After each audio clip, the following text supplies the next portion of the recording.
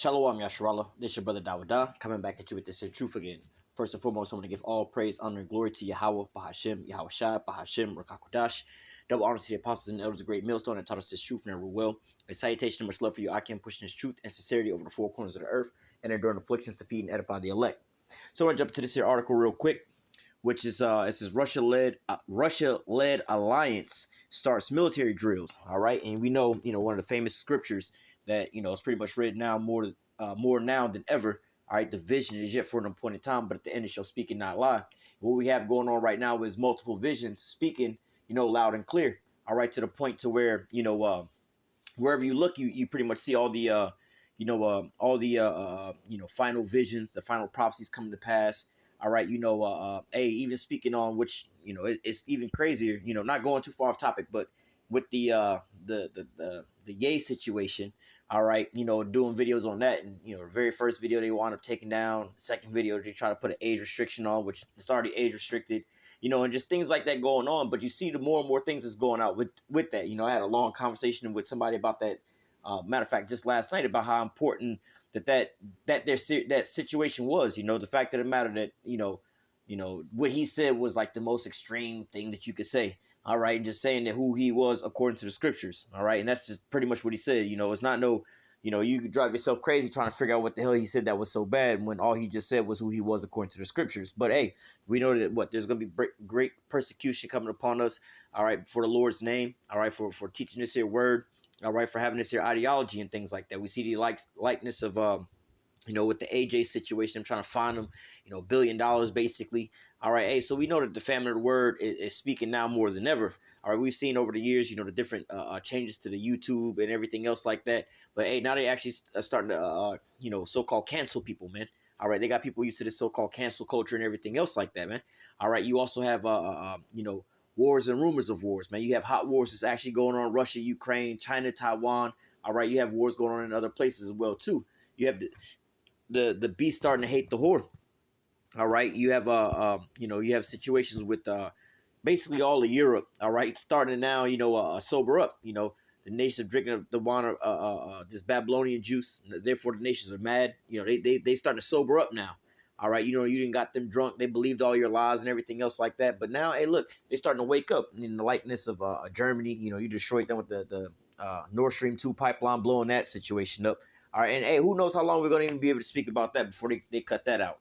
All right, then you also have, France that's basically saying, look, bro, we're not trying to react with no nukes. We ain't even trying to go with that. You got the uproars of the people going on, especially over this scenario, making these nations leaders rethink their situation. You got people in the streets, all right, of the EU, all right, or NATO members. We'll say, speaking on the EU, you have NATO members, predominantly speaking of these EU nations where the civilian population is over there protesting, all right, saying, hey, we need to leave NATO.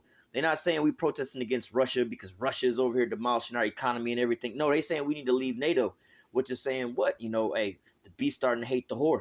All right, you have, what's the other scripture goes into your allies, all right, Obadiah 1:7, basically, your conglomeration of nations, your allies, all right? They're pretty much going to promise you peace while plotting to destroy you, all right? And what do you have going on right about now? The situation with Saudi Arabia, all right? And then, just the situations that's going on where everybody's pretty much creating backdoor deals to cast America out, man. America's on its last legs, man. And you got also talks of global economic collapses, but also major economic collapses here in America. All right, you got major economic collapses around, in Europe and everything else like that with energy and everything else like that. But hey, America is also on a brink, because we keep speaking about the economic collapses of Europe, but we got economic collapses. They talking about a recession here in America right about now, man. All right, so you got multiple different scriptures we can, or multiple different prophecies we could be speaking about when the vision speak, the vision's here for an appointed time, but at the end it shall speak and not lie. Multiple visions are speaking right here and right now, but at the the MOTB as well. All right, we're getting closer and closer to that, as we speak. So we see, at all these different things, coming to pass. We know that our salvation is nearer than when we believe. All right, but this here article, all right, because you also have the war drums beating in Russia and Ukraine. That's a big heavy topic in itself. Which is leading us into a hot World War III. All right, but at the same time, you have other prophecies that how do I say that go along with these things. All right, you have Russia. All right, the Lords will get to it. The hooks being put into the jaws, bringing them back into that Soviet state, and you have like other ex-Soviet nations that's like Belarus. They lining up their troops right about now. And that's part of the hooks being put into the jaws right about now, man. Hey man, hey, we gonna put our alliance over to them, and other ex-Soviet nations that's doing the same thing right about now, man. All right, so hey, we see that prophecy is taking place, but then also Russia preparing themselves and preparing the nations that's alongside with them and being a guard unto them. That's speaking as well too. But also, this here situation as far as the nations, prepare the mighty men of war. All right, let the weak say I'm strong. All right, and the Lord is gonna cause an assembly of great nations. All right, so here we go, an assembly of great nations right here, man. All right, it says Russian-led alliance starts military drills. A joint exercise in Tajikistan is aimed at bolstering security against potential militant incursions from Afghanistan. So, beyond the wars and the rumors of wars with Ukraine, you also have these nations preparing themselves for war. All right. It says military maneuvers of a rapid response force operated by Russian-led Collective Security Treaty Organization, all right, CSTO. All right, it's almost like a Russian-led NATO. All right, and really NATO is pretty much like well, I would say it's pretty much like the Soviet Union, but the Soviet Union was pretty much you would just how would I say respectfully just call it Russia. You know what I'm saying? But throughout time the name of the place has changed. All right, but they was all pretty much one country, but now it's all broken up. They was Soviet Union, but now it's broken up. Or it was broken up into Russia, but you see it being reformed again under the Russian Federation. All right, but going back into this, it says military maneuvers of a rapid response force operated by the Russian-led collective. All right, being that head. All right, the Russian-led Collective Security Treaty Organization (CSTO) began in Tajikistan on Monday. The Rubes 2022 drills are aimed at bolstering readiness in case of a cross-border incursion by militia forces, officials say. And you hear a lot of this here rhetoric about this war with Ukraine and Russia, and you hear a lot of propaganda about how the Ukrainians are winning. Russia's military isn't as big as bad. Their biggest thing was a scare tactic. They just threaten them. They this, they that. But then, and when it really plays out, they really ain't about all that smoke. They really ain't all that powerful. They really ain't all this. They really ain't all that. But hey, what are you really seeing going on, man? Russia is, how the hell they at war right now? Not this, what they call special military operation. Not really a war that they got going on. The equivalent to that would be like, America got the Army, the Navy, the Marines, the Air Force. You know what I'm saying? They got the NATO Army and everything else like that. But then they at war with their damn National Guard.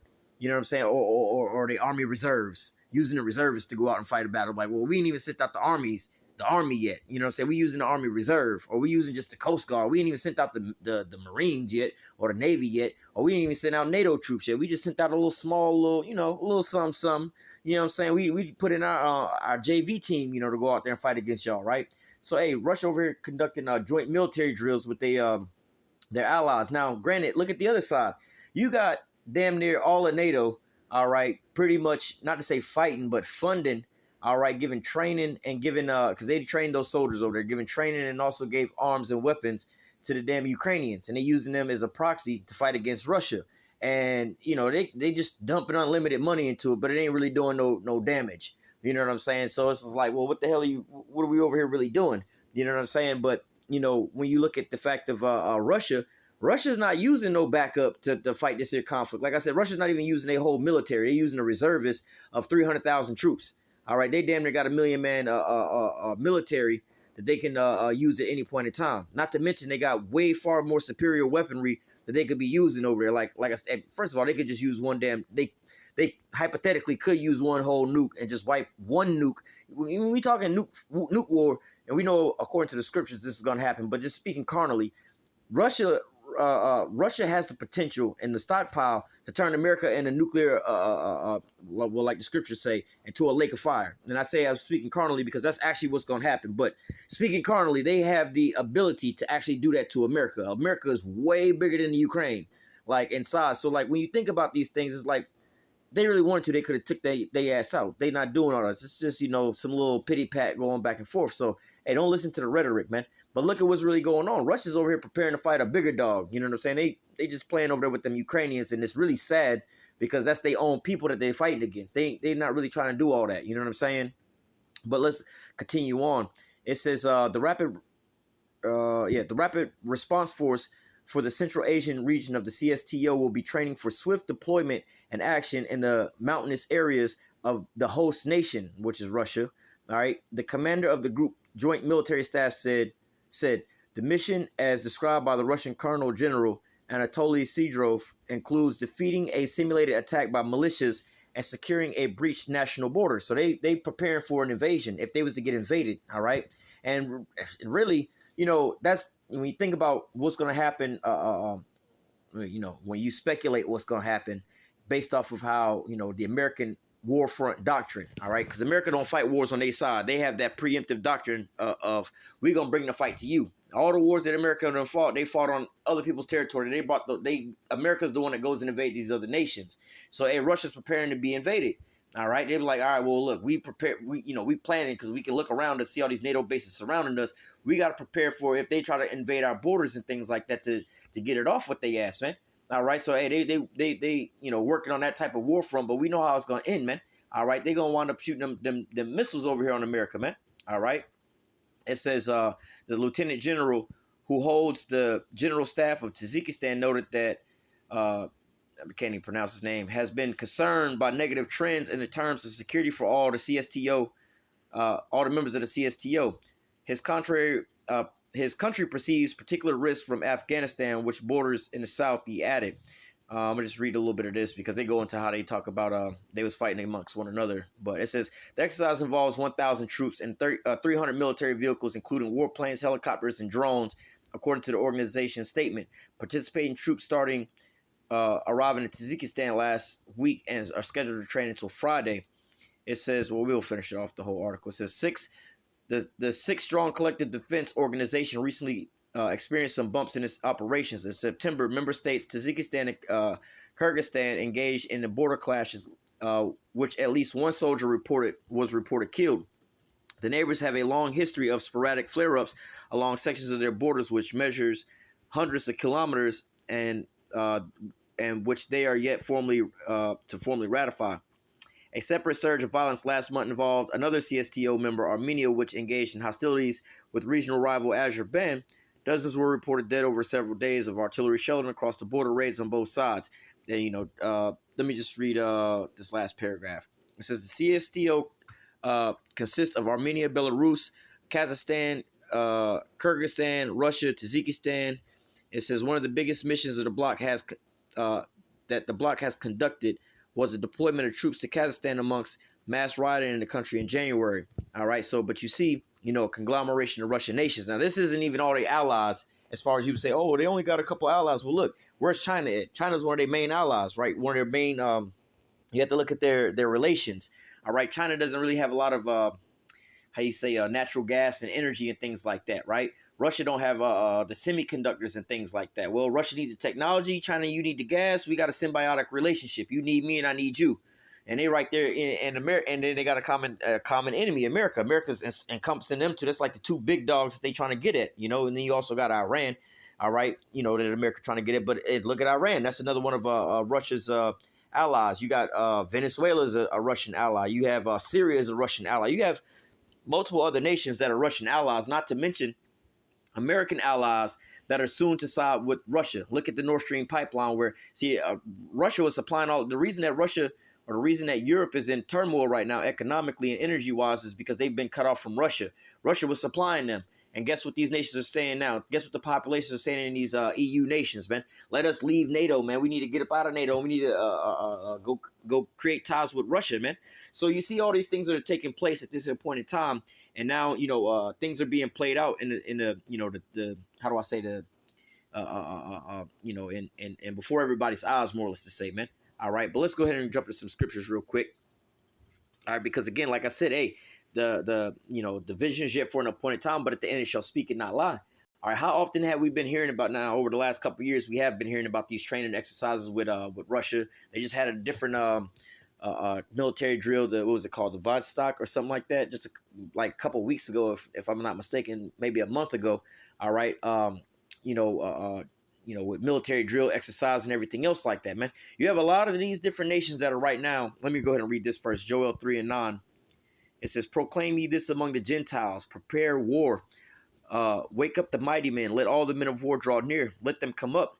All right. In the NLT, it says, "Say to the nations far and wide, get ready for war. Call out your best warriors. Let your fighting men advance for the attack." So, hey, call up the best warriors. And what they do is they take a small portion in scenarios like this, bring them out and train them how to work together in a group. And in that small portion, will go back and train their respective soldiers that they have to go and train with, man. All right. It's just like, for instance, if you have some type of message, let's say in a school that they're trying to push some agenda across or whatever, or through a company wide, what they'll do is they'll call together let's just say a company wide, they'll call all the store managers together, you know what I'm saying, or the regional managers all together, you know what I'm saying. So in this here, let's just say it's something like a Walmart, right? We'll call all the regional managers together, and maybe like however many, let's just say 10 regions. It'll be 10 people in the room, or 10 regional managers in the room that have to go back to their little regions and get to all these different district managers or whatever like that. And it might be those 10 bring it out to another 50 managers or 20 managers. Those guys go out to the different store managers, and it might be a different 100 managers. Those 100 managers go back to their respective stores and spread it to their 200 or 300 employees. So this is how you have these things go on, where they have, they'll take a small portion of these folks and train them together and pass it on down, so they don't have to bring out, like, again, let's say the head of Walmart is not going to go take every last Walmart employee and bring them through this here meeting. No, they'll disseminate it through a chain of command. All right. But what do you see happening? It says, "Proclaim ye this among the Gentiles, prepare war." All right. "Wake up the mighty men, let all the men of war draw near, let them come up." There's a couple of these words I wanted to grab. I'm gonna see what this here says, but it's not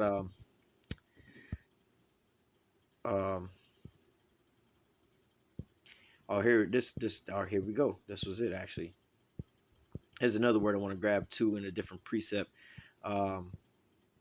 So I'm gonna read down, but I'm gonna read a couple of these words. It says this is for to prepare. All right. So going into the word prepare for war. All right. It says to consecrate, to sanctify, to prepare. All right. It says to be separate. All right. To set apart, to consecrate. Let me jump down to. Did I pass it?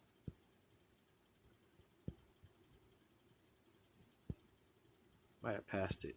Hold on. Well, to keep oneself apart or separate, but there was a different word I wanted to grab.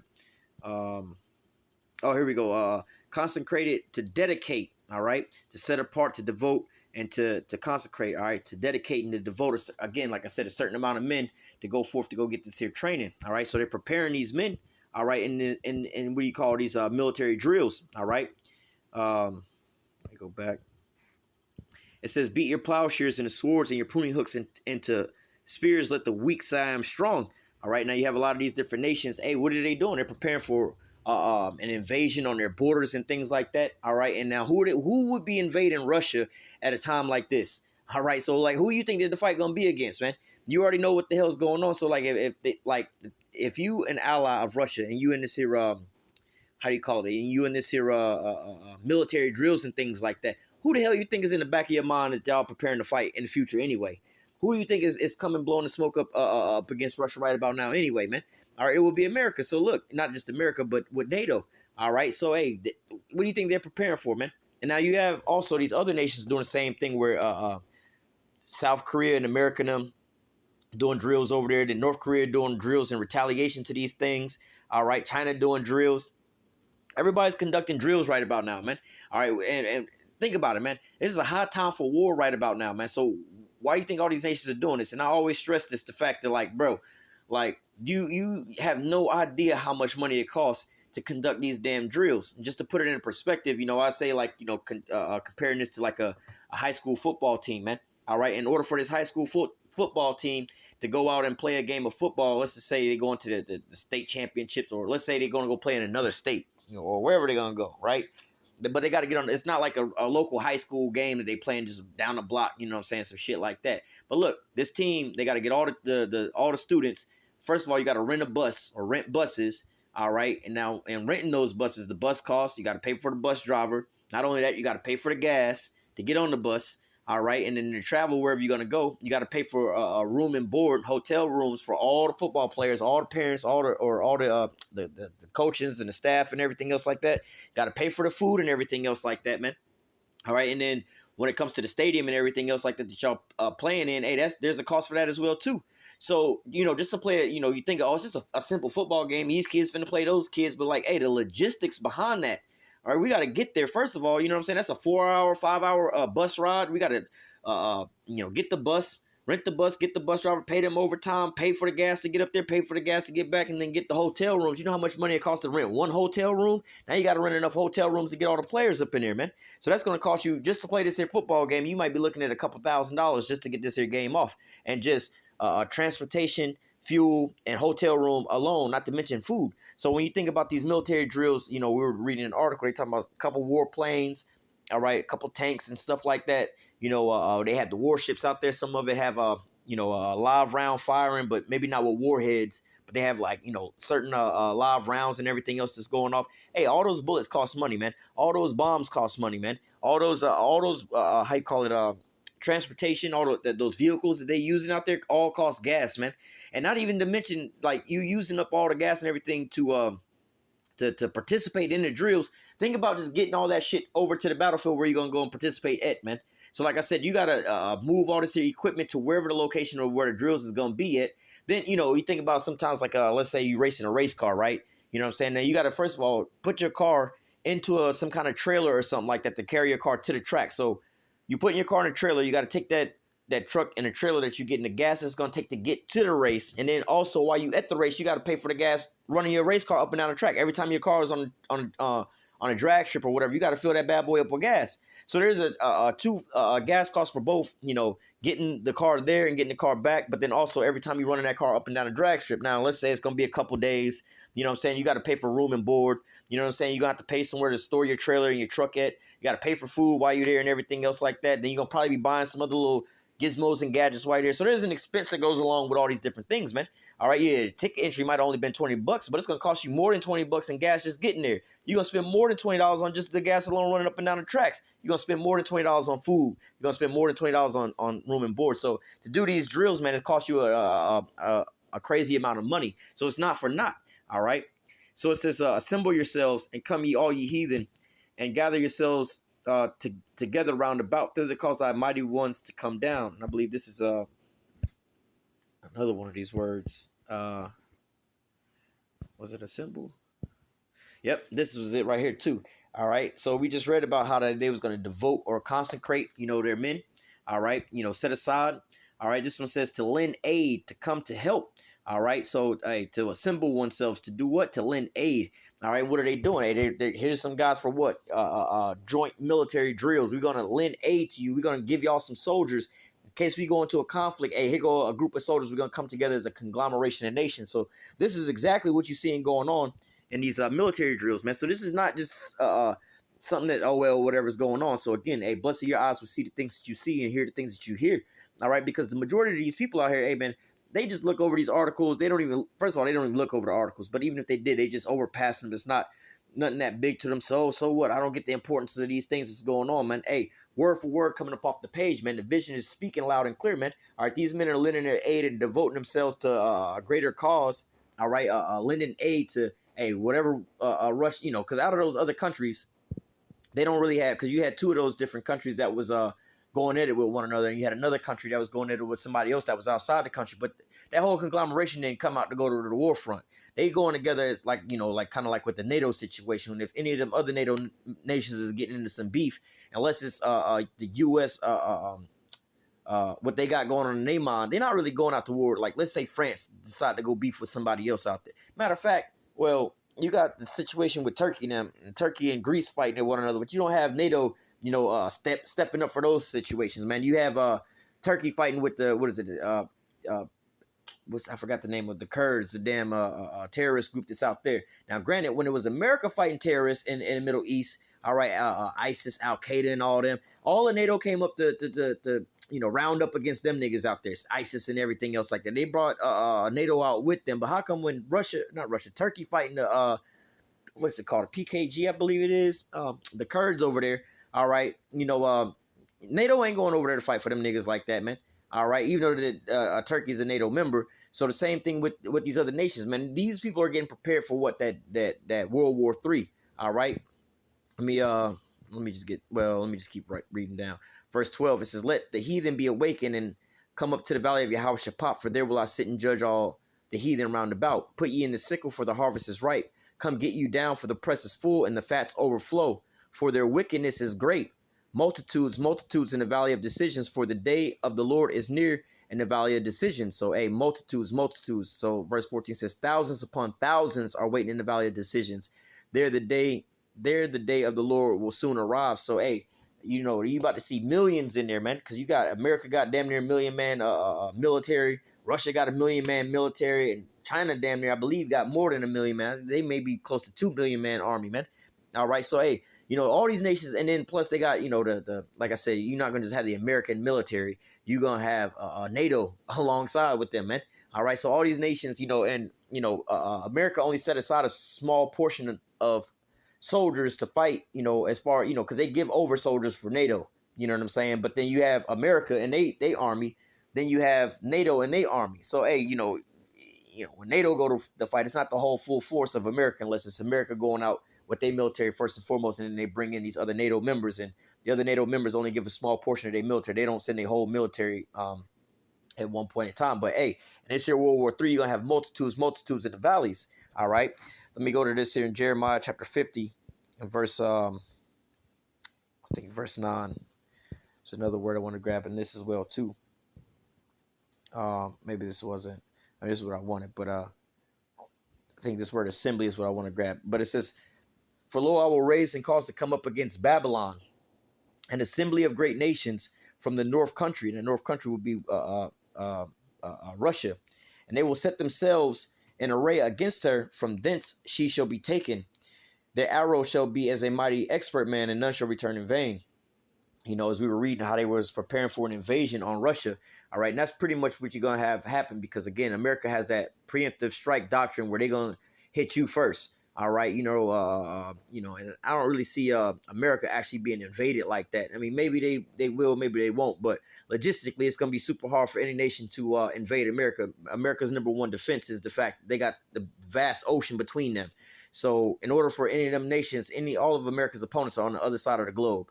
For them to be able to bring tanks over here, planes over here, soldiers over here, and anything else like that, they got to cross that vast-ass ocean, all right? And America got plenty of time to spot their ass, flying their planes over here and just shoot them out of the sky. See their boats come rolling up over here on the territory and blow them up.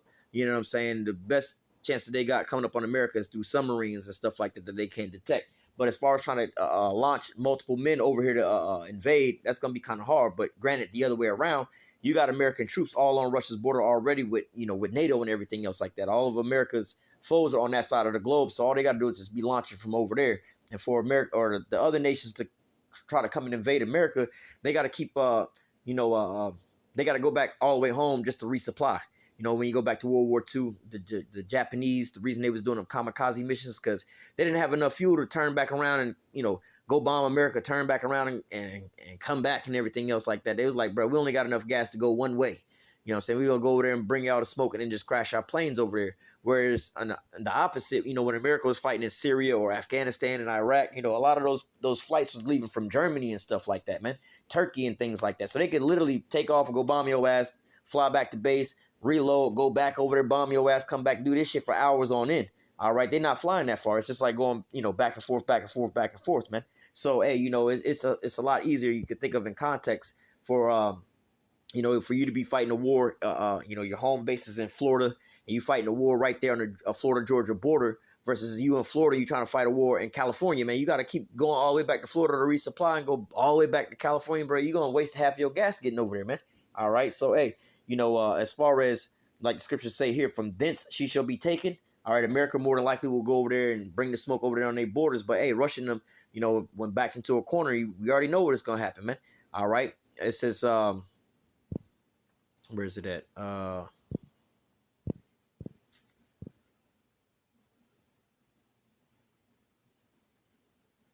Right here. Let me read. Oh man. Let me just read from verse 13 for time's sake. It says Jeremiah 50 and 13. Because of the wrath of the Lord, it shall not be inhabited, but it shall be wholly desolate, and everyone that goeth by Babylon shall be astonished, and hiss at her plagues. Put yourselves in array against Babylon round about, all ye that bend the bow. Shoot at her, spare no arrows, for she hath sinned against Yahweh. So again, let me read the next one. Verse 15, shout against her round about, for she hath given her hand, her foundations are fallen, her walls are thrown down, for it is the vengeance of Yahweh. Take vengeance upon her if she have done do unto her. So, hey, from thence she shall be taken. They're going to take all those arrows. They're not going to spare none. All right, but let me go back up to verse 9. All right, so it says, For lo, I will raise and cause to come up against Babylon an assembly of great nations, right? So let's go in this here, assembly. I believe this is the word I wanted to look up. We're going back. Boom.